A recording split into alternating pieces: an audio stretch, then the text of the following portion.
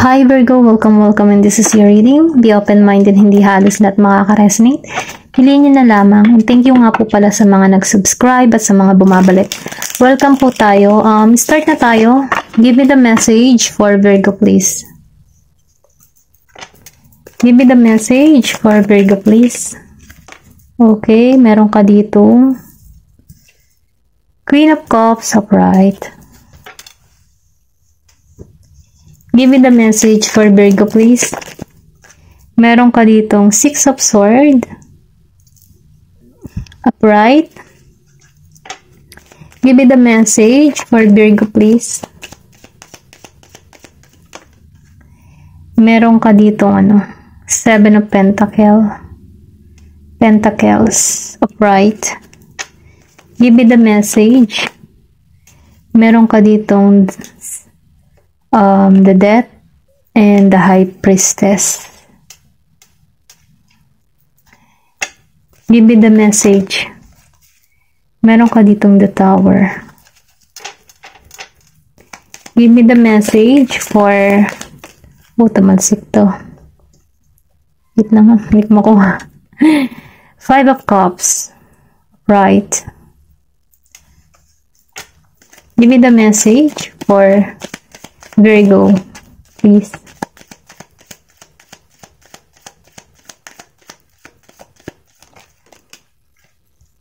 Meron ka dito Nine of Wands reverse, then Two of Swords reverse. Okay? Tingnan natin, napipil ko dito maganda. Okay? Meron ako dito nakikitang new beginning, new opportunity, bagong simula. Yung tipo na nalampasan mo na, naka-move on ka na sa sitwasyon okay? Hindi ka na stuck sa sitwasyon Ito lang yung nafe-feel ko dito. Before kasi nararamdaman mo yung pakaramdam na walang galak, walang saya before. Yung tipo na marami kang pangarap na hindi natupad or sabihin natin na na-stuck sa isang sitwasyon ganon yung nangyari dito Virgo yung tipo na failed ka, wala kang nakita na magandang kinahinatnan sa relasyon na kinabibilangan mo pero ganun pa man naka-move on ka dito. Ito lang yung nafe-feel ko, pero kasi nalabas pa rin dito yung nangyayari in the past, or pwede rin sabihin ito yung nangyayari sa sitwasyon mo ngayon. Okay, tingnan natin nakikitaan ko dito yung tipo na kung ito may nangyari sa past, ito yung naranasan mo yung hindi ka fulfilled, hindi ka naging matagumpay, hindi naging matagumpay yung relasyon na meron ka, nagpatuloy ka pa rin yung tipo na alam mo yun, alam mo na yung katotohanan pero nananatili ka, yung tipong naging martyr ka pero ganun pa man naalisan mo to. Pero before, dito ka nakatuon sa mga nawala, na sayang, na stuck ka sa isang sitwasyon, hindi ka naging masaya sa naging resulta. Okay, pero ganun pa man meron Two of Cups na naghihintay sa'yo dito. Then nakikita ko rin dito meron kang person dito na Capricorn, Taurus, meron ka din dito Gemini, Aquarius, Libra, may Pisces. Then nakikita ko rin dito ng Cancer and Pisces, Scorpio, Aries, Leo, Sagittarius, and Gemini, Aquarius, and Libra. Then ganun pa man sinasabi dito na napagtagumpayan mo to or pwede ring sabihin na nakahanda ka ng magsimula kasi meron ditong death. Kumbaga natapos na yung mga masasakit na karanasan or na experience mo, then nakakakita ka na ulit dito ng panibagong pangarap, panibagong idea, panibagong oportunidad or panibagong love. Yun dun ka nakatuni sa mga lahat ay bago, okay, na kaibahan sa na-experience mo before kasi dahil lumabas dito yung the Tower, kumbaga inalis ka dito ito yung pangwasak. Nafe-feel ko dito na destiny mo na tinanggal ka dito, destiny mo din na na-experience mo ito dahil may purpose kung bakit naranasan mo ito, dahil para magikang ganito si The High Priestess yung tipo na meron kang kakayahan na maunawaan or sabihin natin na nauunawaan mo na yung sitwasyon na nararanasan mo ngayon, okay? Kasi tinanggal ka dito eh.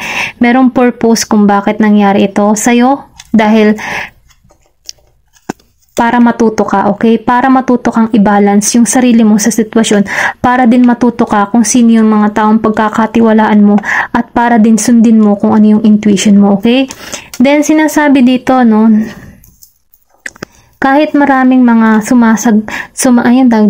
yung mga problema or sabihin natin, kahit maraming gustong gumulo sa focus mo, hindi ka nagpapatinag eh. Nakatuon ka pa rin sa direction na gusto mong marating sa buhay mo or sabihin natin na kahit may mga unos or temptation na humaharang sa'yo, no, meron ka ditong goal. Hindi mo pinagtutuunan ng pansin. Kung makikita mo, maraming gumugulo sa direksyon ng tao na to, sa kanyang paglalakbay. Pero kung makikita mo, seryoso tong tao nito. Kasi alam niya na eh. Alam niya na, aware na siya sa sitwasyon, aware na siya sa nangyayari. Kaya nakatuon siya. Kasi alam niya yung gusto niyang mangyari sa buhay niya, okay?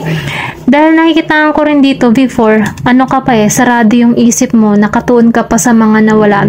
Ang dami mo mga tanong kung bakit nangyayari to sa buhay mo. Pero dahil meron ditong the High Priestess, magkakaroon ka dito ng balance at na uunawaan mo na yung sitwasyon mo, okay? Hindi ka man naging matagumpay in the past, nakitaan ko dito na aalisan mo to, nakaka-move on ka na sa sitwasyon at hindi ka naka-stuck sa sitwasyon, okay? Kasi may new beginning dito, okay? Ito na yung papasok dito. Nakikitaan ko dito, no, kung nasaktan ka man before or sabihin natin na may mga failure kang relationship na naranasan, tinanggal ka dun kasi hindi yon yung purpose na para sa'yo. Kasi merong purpose na mas higit dun na maganda para sa'yo. Kumaga, merong biyaya or sabihin natin, marami ka mang pagsubok naranasan, pero ang Diyos bibigyan ka ng mas magandang blessing na kung saan mas magiging kang matatag para dito, okay? Kasi nafe-feel ko dito, no, magkakaroon ka dito ng balance, maunawaan mo yung sitwasyon or pwede ring sabihin na nagiging aware ka na sa spiritual journey na naiintindihan mo na yung nangyayari sa'yo kasi ano ka ni dito is smart eh. Malakas na yung intuition mo, kutob mo kung bakit nangyayari to sa'yo. Kumbaga natutuklasan mo siya ng paunti-unti, okay? Then nakikita ko dito, no, na yung iba sa inyo, aani ng tagumpay or pwede ring sabihin na ito yung gusto mong mangyari sa buhay mo, okay? Kasi nakikita ko dito na may tagumpay. Marami kang pagsubok na kinaharap pero nalampasan mo to unti-unti dahil sa tulong mo din at dahil din sa panalangin mo. Kasi nakikita ko dito, yung iba sa inyo ay mananampalataya or pwede ring sabihin na malakas tumawag kay God, okay? Yung hindi siya nawawalan ng pag-asa kahit marami na siyang kinakaharap na pagsubok, nananatili at nagtitiwala siya sa Diyos na merong maganda at merong pangyayari or bagong pangyayari na mangyayari sa kanya, okay? Ito lang yung nafe-feel ko kasi aani ka dito ng tagumpay. Kung makikita mo, no, ayan, no, ang daming kapirahan, okay? Kung ano man yung mga ginawa mo, no, kung ano man yung mga plano mo or proyekto mo or kung ano man yung gusto mong mangyari sa buhay mo, makakamit mo ito. Kumbaga, yung mga paghihirap na ginagawa mo, kung meron ka mang business, ano, naaani na to ng tagumpay. Masakit man tong naranasan mo in the past, pero may swerte ka sa karera, okay? Sa karera ng negosyo mo, sa trabaho mo, no? Sa part ng karera, ganun. Ito lang yung nakikita ko. Then, nafe-feel ko din dito, no? Dahil lumabas ng new beginning and the Queen of Cups, nakikita ko dito na maghihiling ka. Maghihiling ka, makakamove on ka. At meron din akong nafe-feel dito na may new love na parating sa'yo na kung saan makakaramdam ka dito ng payapa ka. Yung tao nito, lang siya, soft, warm.